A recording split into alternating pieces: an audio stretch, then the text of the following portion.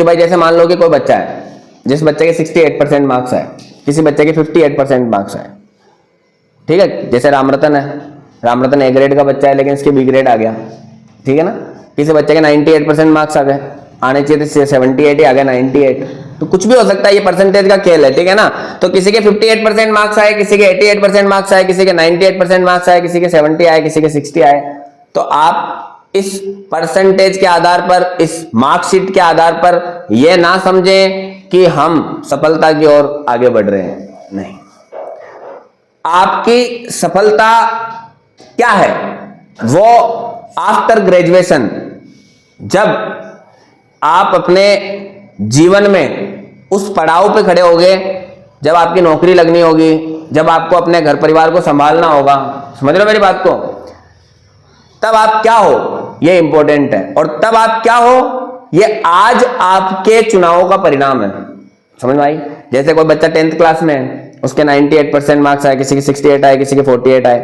अब आज वो चुनाव किसका करता है, आज वो कुछ बच्चे बायो लेंगे, कुछ आर्ट्स लेंगे, कुछ साइंस मैथ्स लेंगे, कुछ कॉमर्स लेंगे, ठीक है ना। तो अब यहां पर जिसका चुनाव, जब चुनाव बेहतरीन होगा ना, जिसका हो सकता है 58% वाले बच्चे का चुनाव बेहतरीन हो, समझ में आ रही बात नहीं आ रही है, और 98% वाले का चुनाव ही गलत हो गया हो, तो वो 58% वाला बच्चा भी उस जीवन में अपने लक्ष्य को हासिल कर लेगा। लेकिन अगर चुनाव 98% वाले गलत हो गया तो वो अपने जीवन में क्या कहते हैं, इसको गलत दिशा में चला जाएगा। बात आ रही समझ में। इसलिए आपको अगर चुनाव करना है तो आपको चुनाव करते वक्त, जैसे हम एक बीज को बोते वक्त इस बात का ध्यान रखते हैं कि बीज को कौन सी जगह पे बो रहे हैं, मिट्टी कैसी है, उसके अनुकूल है या नहीं है, एटमॉस्फेयर उसके अनुकूल है या नहीं है, क्या इस मौसम में वो बीज लग जाएगा नहीं लग जाएगा, बहुत सारी बातों को ध्यान में रख के फिर हम उस बीज को उस जगह पर बोने का चुनाव करते हैं, ठीक है ना। मतलब उसके भविष्य को देखते हुए हम चुनाव करते हैं। ऐसे ही आपका मोटो क्या है, अब मान लो कोई बच्चा 91% मार्क्स लेके आया है, अब वो कह रहा है कि भाई मेरे को क्या, मैंने पूछा आपको क्या सब्जेक्ट लेना है, तो वो कह रहा है मुझे बायो लेना है, ठीक है। अब उसको बायो लेना है और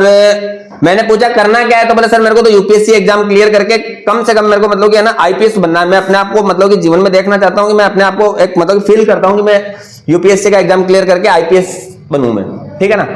तो वो बच्चा बायो क्यों ले रहा है, अब उसके सब्जेक्ट का अगर चुनाव गलत हो गया तो फिर वो क्या कहते हैं, इसको ऑटोमेटिक की बात है। और अगर कोई एक बच्चा ऐसा है कि जिसको मतलब कि ना 58% मार्क्स आए, वो कह रहा है कि सर अपने को बिजनेस करना है, जीवन में क्या करना है, बिजनेस करना है, तो मैंने कहा भाई किसका चुनाव कर रहे हो आप, सब्जेक्ट क्या ले रहे हो। अब वो कह रहा है सर मेरे को तो क्या कहते हैं कॉमर्स लूंगा, कॉमर्स लेके क्या कहते हैं इस व्यापार की कैलकुलेशन को समझना चाहता हूं, प्रैक्टिकली मतलब कि पढ़ाई करके व्यापार की कैलकुलेशन को समझ के और जिंदगी में बिजनेस करना चाहता हूं। 100% वो बच्चा मतलब कि सफल हो जाएगा, क्योंकि उसका 11th क्लास में चुनाव अच्छा है, चुनाव उसका एकदम परफेक्ट है। जो वो बनना चाहता है, जो वो करना चाहता है ना, जो वो अपने आप को कॉलेज के बाद में आफ्टर कॉलेज देखना चाहता है, उसके अनुरूप उसने चुनाव किया है, तो हो सकता है कि कॉलेज के बाद में उसका चुनाव उसके जीवन में सफलता का एक बहुत बड़ा कारण बने, ठीक है ना। और जो 98% या 91% या 90+% मार्क्स लेकर के, साइंस मैथ्स लेकर के जो बच्चा बैठा है, वो बाद में हो सकता है कि वो यूपीएससी का एग्जाम करने के लिए भटकता ही रह जाए और उन लाखों की भीड़ में खो जाए, ऐसा भी तो हो सकता है ना। क्योंकि आजकल क्या है कि आपको बताता हूं मैं, ऐसा कोई स्कूल नहीं है जिसके 90+ मार्क्स नहीं आए हो, बहुत सारे स्कूल है, हर स्कूल में जिसका स्कूल है 10वीं तक स्कूल है, चाहे 12वीं तक है, तो 10वीं 12वीं का रिजल्ट में 90% मार्क्स सबके आए हैं, है ना। तो इसका मतलब लाखों की भीड़ 90 की है। अब 2024 का जमाना चल रहा है, ठीक है ना, तो इसमें इस जमाने में लाखों की भीड़ किसकी है, 90s की भीड़ है ये, ठीक है ना। तो अब इसमें आप तो खो जाओगे अगर आपका सही चुनाव नहीं होगा, आपको दिशा सही नहीं मिली, आपको डायरेक्शन सही नहीं मिला, आपको थोड़ा सा घूम के वहां पहुंचना पड़े, तो जो लोग सीधे जा रहे हैं वो आपसे आगे निकल जाएंगे सही चुनाव करके। अब बात आती है कि सर सही चुनाव कैसे किया जाए। देखो क्या होता है कि मार्केट में आपको चारों तरफ है ना बहुत सारे लोग मिलेंगे जो आपका चुनाव गलत करवा सकते हैं, आपको दिशा भटका सकते हैं। सबसे पहले स्कूल संचालक मिलेंगे आपको। स्कूलों के जो संचालक होते हैं ना, उनके मतलब कि किसी बच्चे को, अब उनको साइंस मैथ्स दिलाने से मतलब है बच्चे को, ठीक है ना, तो वो कैसे न कैसे आपको मैनिपुलेट कर देंगे, आपको गुमराह कर देंगे, आपको अपनी बातों से इन्फ्लुएंस कर देंगे और आपको बहुत सारे उसके फायदे गिना देंगे कि आपको साइंस मैथ्स लेने के लिए मजबूर कर देंगे।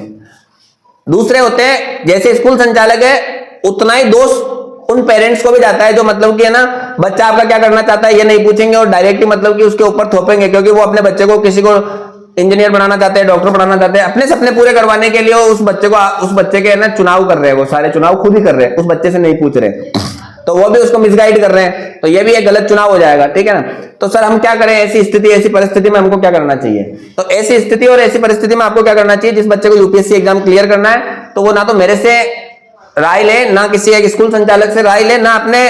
पेरेंट्स की सुने। यहां पर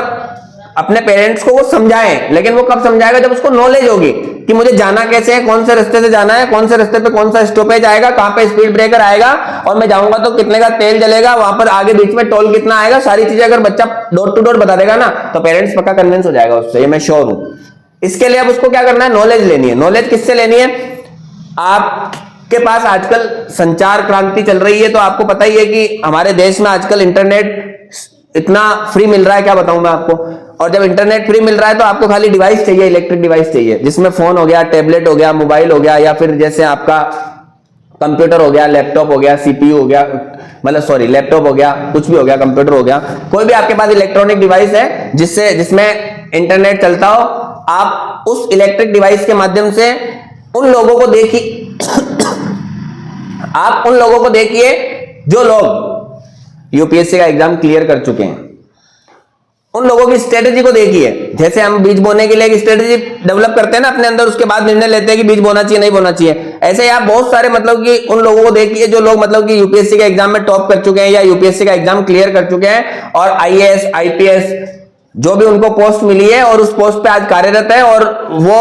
अपने बारे में बताते हैं कि मैं अगर जैसे मान लो कि मैंने साइंस मैथ्स ली, मैं अगर साइंस मैथ्स नहीं लेकर के अगर मैं मतलब कि ये सब्जेक्टों का चुनाव ही करता, क्योंकि काम तो मेरे यही सब्जेक्ट आए ना, बाकी चीजें मेरे काम आई, लेकिन ज्यादा काम क्या आई, मैं उनका चुनाव करता और मैं आगे बढ़ जाता, ठीक है ना। लेकिन मैं घूम के गया, तो अब आप घूम के क्यों जाओगे? अब आप उनको सुन के, उनसे सीख लेकर के और सीधे रास्ते को पकड़ोगे ना, जिससे आप अपने लक्ष्य को प्राप्त कर लो, और जो आप अपने जीवन में करना चाहते हो, जो अचीव करना चाहते हो, जो हासिल करना चाहते हो, वो आप हासिल कर लो, वहां तक आप पहुंच जाओ, है ना। उसके लिए आपको सिर्फ और सिर्फ कुछ नहीं करना है,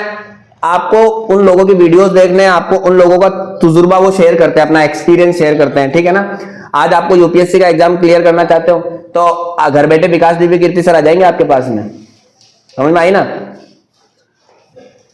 घर बैठे ओझा सर आ जाएंगे आपके पास में, यूपीएससी का एग्जाम क्लियर कराने वाले, यूपीएससी के एग्जाम की डायरेक्शन देने वाले, यूपीएससी का एग्जाम क्लियर करने से पहले शुरू से लेके अंत तक आपके बीच में सुई के नोक से लेकर के ट्रक तक की क्या क्या छोटी से लेकर के बड़ी बड़ी समस्याएं आ सकती है, आपको उन समस्याओं से कैसे निपटना है, ऐसे आपके मेंटर आ जाएंगे, ऐसे आपके गजब के टीचर आपको ऑनलाइन मिल जाएंगे, रियली बता रहा हूं मैं आपको। और आप उनसे अनुभव लेकर के, उनके अनुभव और उनके एक्सपीरियंस से सीख करके आप अगर चुनाव करोगे तो मैं श्योर हूं आप उस रास्ते पर चल रहे हो, उस रास्ते पर वहां तक नहीं पहुंचे ना तो लगभग वहां तक पहुंच जाओगे, और लगभग भी वहां तक पहुंच जाओगे ना तो भी आपके जीवन में आपको संतोष रहेगा, और आप वहां तक पहुंच जाओगे तो वेल एंड गुड है। क्योंकि हर यूपीएससी की तैयारी करने वाला हर यूपीएससी की तैयारी करने वाला स्टूडेंट यूपीएससी का एग्जाम क्लियर नहीं करता है, लेकिन कई बार क्लियर नहीं करते हुए भी वो अपना अनुभव जब शेयर करता है और अपने अनुभव के आधार पर जीवन के अंदर जब वो अपने पैरों पर खड़ा होता है, तो मैं गारंटी के साथ कह सकता हूं कि उसको असफलता मिले ये असंभव है। वो हमेशा अपने जीवन में सफल कार्य करता है और उसका हैप्पीनेस इंडेक्सन जो होता है वो अच्छा होता है, ना कि मतलब कि उसको अफसोस नहीं होता है कि यार मैं ये कर लेता तो ये होता, वो कर लेता तो वो होता। और आदमी को अगर अफसोस नहीं हो, करने के बाद उसको अफसोस नहीं हो, सेल्फ सेटिस्फेक्शन हो, जबरदस्त मेहनत करने के बाद में सफलता मिले या नहीं मिले इसका अफसोस नहीं होना, इसका मतलब वो आदमी सफल हो गया मेरी नजर में, है ना। तो आपको अपने जीवन में शानदार चुनाव करना है, और शानदार चुनाव करने के लिए आपको आसपास के जो लोग हैं उनको छोड़ करके जो जिस चीज का चुनाव करना चाहते हो उस चीज में सक्सेसफुल लोग हैं, उनसे जो वो अनुभव शेयर करते हैं उनसे सीखना है और अपने लक्ष्य के लिए एक जबरदस्त चुनाव करना है। बहुत बहुत धन्यवाद। Next question.